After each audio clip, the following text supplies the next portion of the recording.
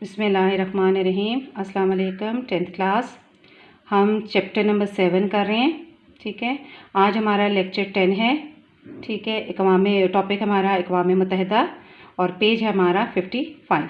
ठीक है, सबसे पहले हम इसका तारुफ़ करेंगे। तारुफ़ आपका जितना है उतना काफ़ी है। ठीक है, बुक के अंदर। और ये इसका स्टार्ट जो है पहले जंग अज़ीम से हुआ। लीग ऑफ नेशंस के नाम से ये कायम की गई। दूसरे जंग अज़ीम में ये ख़त्म हो गया, लेकिन दूसरी जंग अज़ीम में इतनी तबाही हुई ममालिक की कि तमाम बड़े ममालिक के सरबराहों ने ये कोशिश की कि एक ऐसा अदारा कायम होना चाहिए जो बैनुल अक़वामी तौर पर ममालिक के साथ जो है उनके मसाइल को हल कर सके। ठीक है, तो इस मकसद के लिए इनकी मीटिंग्स हुई और इन मीटिंग्स में अमेरिका के शहर सान फ्रांसिस्को में इनकी मीटिंग्स होती रहीं और उस पर ये अक़वाम मुत्तहिदा का जो है वो एक अदारे को कायम करने का फ़ैसला किया गया। और 50 रियासतों के नुमाइंदों ने 25 जून सन 1945 को इसकी चार्टर की मंजूरी दी और ये अदारा जो है वो 24 अक्टूबर 1945 को वजूद में आ गया और इसका सदर मुकाम जो है वो न्यूयॉर्क में है। अब इसके अदारे के जो है 193 मेंबर्स जो हैं वो मौजूद है जो काम कर रहे हैं। उसके अलावा इसका नाम जो है यूनाइटेड स्टेट्स पे यूनाइटेड नेशंस रखा गया और इसको फ़र्स्ट टाइम जो है 1 जनवरी सन 1942 को सदर फ्रैंकलिन जो उस वक्त यूनाइटेड स्टेट्स के सदर थे उन्होंने इस्तेमाल किया था। अब देखते हैं कि अक़वाम मुत्तहिदा के मकासद क्या है। ठीक है, मकासद इसके क्या है? बैनुल-अक़वामी अमन का क्या, माशी और माशरती ताउन, इंसाफ की फ़राहमी, इंसानी मसाइल का हल जो कि इस पूरी दुनिया में बैनुल-अक़वामी तौर पर हो रहा है।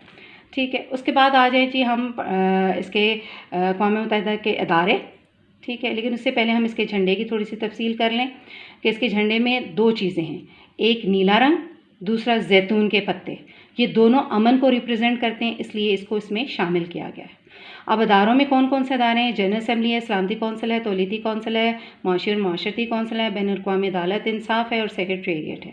इनमें से जो जनरल असम्बली और सलामती कौंसिल है ये दोनों पावरफुल है। ठीक है, और इन्हीं के ज़रिए से तमाम अदारों के मेंबर्स जो हैं वो मुंतखब किए जाते हैं। आजकल जो जनरल असम्बली के लीडर हैं वो मिस्टर एंटोनियो ग्यूटेरेस हैं जो कि पुर्तगाल के हैं। 2017 में ये मुंतखब हुए थे। और उसके अलावा यहाँ पे जो हर साल इसका इजलास सितंबर के महीने में मुनक्किद होता है और इस मुनक्किद होने में इनके फ़राइज़ जो शामिल हो जाते हैं, मकसदियत जो शामिल है इसमें क्या है? सलामती कौंसिल के गैर मुस्तकिल अरकान का इंतख़ाब करना, मुआशी और माशरती कौंसिल के अरकान का इंतख़ाब करना, नई रियासतों को रुकनीत देना, किसी रियासत की रुकनीत को ख़त्म करना, अक़वाम मुत्तहिदा के बजट की मंजूरी देना, दुनिया भर में अमन के क़याम के लिए इक़दामात करना वगैरह इसके फ़राइज़ में शामिल है। ठीक है जी। उसके अलावा आपका दूसरा आ जाता है सलामती कौंसिल। सलामती कौंसिल जो है सबसे ज़्यादा पावरफुल एरिया है या इनका अदारा है। ठीक है, इसका सदर जो है वो सेक्रेटेरिएट कहलाता है।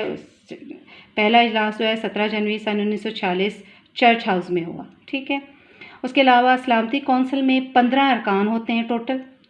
5 जो हैं वो मुस्तकिल होते हैं जिनमें रूस, बरतानिया, फ़्रांस और चीन अमेरिका, रूस, बरतानिया और चीन, फ़्रांस और चीन शामिल हैं।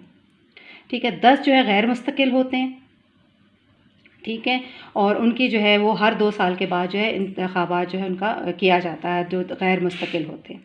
उसके बाद सलामती कौंसिल के फ़ैसले जो है 15 दिन के अंदर कंप्लीट किए जाते हैं। कम से कम जो 15 में से 9 अरकान जो हैं उसमें उनकी राय का होना ज़रूरी है और उन 9 में से 5 मुस्तकिल अरकान का राय देना बहुत ज़रूरी है, क्योंकि अगर इनमें से 5 मुस्तकिल अरकान में से भी एक भी ना कर दे तो वो फ़ैसला तय नहीं पाता और इसको हम कहते हैं वीटो। ठीक है, अब मकसदी इसके फ़राइज़ में क्या क्या शामिल है? अमन अमान का क़याम, बैनुल-अक़वामी तनाज़ात का हल, नए ममालिक की रुकनीत और इसके ख़ात्मे की सिफारिश, बैनुल-अक़वामी अदालत इंसाफ के जजों का चुनाव और जनरल सेक्रेटेरिएट के चुनाव की सिफारिशात सलामती कौंसिल को भेजना, ये तमाम इसके फ़राइज़ हैं। ठीक है, और इसका हेडक्वार्टर कहाँ है? न्यूयॉर्क में। उसके बाद आ जाइए आप तौलीदी कौंसिल में। अब ये जो है तौलीदी कौंसिल का मकसद ट्रस्टीशिप जो है वो उसका मकसद क्या है कि जो तबाह हाल कौमें हैं, जो आज़ाद नहीं हैं, जो जंग की वजह से मुसीबतों में पड़ी हैं, ठीक है, उनकी तालीम नहीं है, सकाफ़त में परेशानी है, इक़्तिसादी तौर पर वो ठीक नहीं है, समाजी तौर पर उनके मसाइल हैं, ये सारे के सारे उनको में निगरानी करना, ये सब जो है ट्रस्टीशिप का कौंसिल का काम है। उस वक्त तक जब तक कि कोई कौम आज़ाद नहीं हो जाती, उनके ऊपर निगरानी करना और उनके मामलात को तय करते रहना ट्रस्टीशिप कौंसिल का काम है। अब इसका 72वें इजलास में इनका जो सदर था वो बरतानिया से था, जोनाथन गाय, और नायब सदर जो था वो फ्रांस से था, एनजियोगिन। ठीक है, और आजकल जो है इसकी इफादियत ख़त्म हो चुकी है। वजह क्या है कि ज़्यादातर रियासतें जो हैं, ममालिक जो हैं, वो आज़ादी हासिल कर चुके हैं। उसके बाद आ जाएँ जी माशी और माशरती कौंसल, चौथा अदारा है इसका। इसके सदर जो हैं मोना जोल हैं। इसकी एब्रीवेशन है ECOSOC। इसका हेडक्वार्टर न्यूयॉर्क और यूनाइटेड स्टेट्स ऑफ अमेरिका के न्यूयॉर्क में है, सिटी न्यूयॉर्क। ठीक है, कुल इसकी टोटल अरकान जो हैं वो 54 हैं, जिनका चुनाव जो है वो जनरल असम्बली सलामती कौंसिल करती है। हर रुकन जो है 3 साल के लिए होता है। 1/3 अरकान जो है हर साल रिटायर हो जाते हैं और इनकी जगह 18 नए जो मेंबर्स हैं, अरकान जो हैं वो मुंतखब किए जाते हैं।